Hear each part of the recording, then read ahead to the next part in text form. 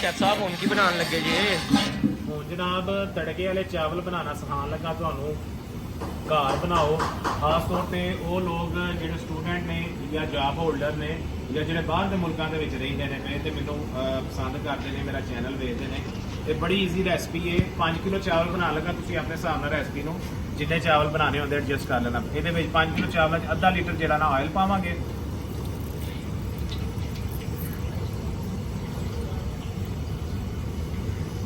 ਉਸ ਤੋਂ ਬਾਅਦ ਜਿਹੜਾ ਨਾ ਇਹਦੇ ਵਿੱਚ ਪਿਆਜ਼ ਪਾਵਾਂਗੇ। ਸ਼ੈਫ ਸਾਹਿਬ ਕਿੰਨਾ ਪਿਆਜ਼ ਪਾਣਾ ਜੀ?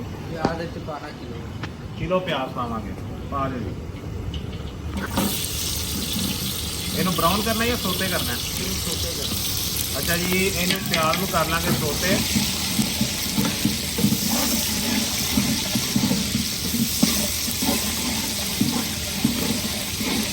ਠੀਕ ਹੈ ਸਾਹਿਬ। ਅੱਛਾ ਜੀ, ਇਹਦੇ ਵਿੱਚ ਅਸੀਂ ਥੋੜਾ ਲਸਣ ਪਾ ਲਾਂਗੇ।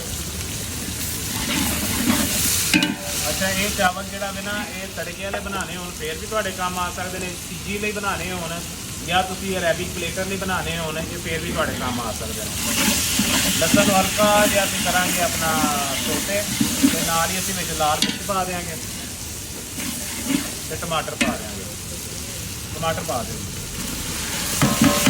ਤਕਰੀਬਨ 1 ਕਿਲੋ ਟਮਾਟਰ ਪਾ ਦਿਆਂਗੇ। ਔਰ ਲਾਲ ਮਿਰਚ ਤਕਰੀਬਨ ਅਸੀਂ 3 ਛੋਟੇ ਖਾਣੇ ਦੇ ਚਮਚ ਜਿਹੜਾ ਨਾ ਉਹ ਪਾ ਦਿਆਂਗੇ।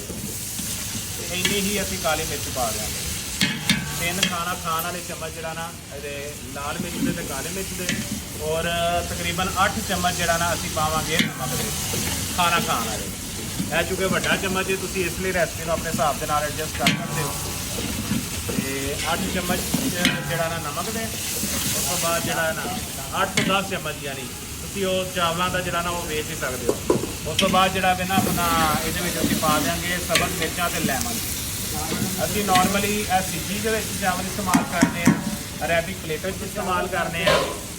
ਉਸ ਤੋਂ ਬਾਅਦ ਖਾਡੇ ਬੱਕਰੇ 'ਚ ਇਸਤੇਮਾਲ ਕਰਦੇ ਹਾਂ। ਤੁਸੀਂ ਆਪਣੇ ਹਿਸਾਬ ਦੇ ਨਾਲ ਇਹਨਾਂ ਨੂੰ ਆਲੂ ਅੰਡੇ ਦੇ ਨਾਲ ਇਸਤੇਮਾਲ ਕਰ ਸਕਦੇ ਹੋ, ਤੁਸੀਂ ਕਾਲੇ ਚਨਿਆਂ ਦੇ ਨਾਲ ਇਸਤੇਮਾਲ ਕਰ ਸਕਦੇ ਹੋ, ਪਲੱਸ ਹੋਰ ਚੀਜ਼ਾਂ ਦੇ ਨਾਲ ਤੁਸੀਂ ਇਸਤੇਮਾਲ ਕਰ ਸਕਦੇ ਹੋ ਜੀ।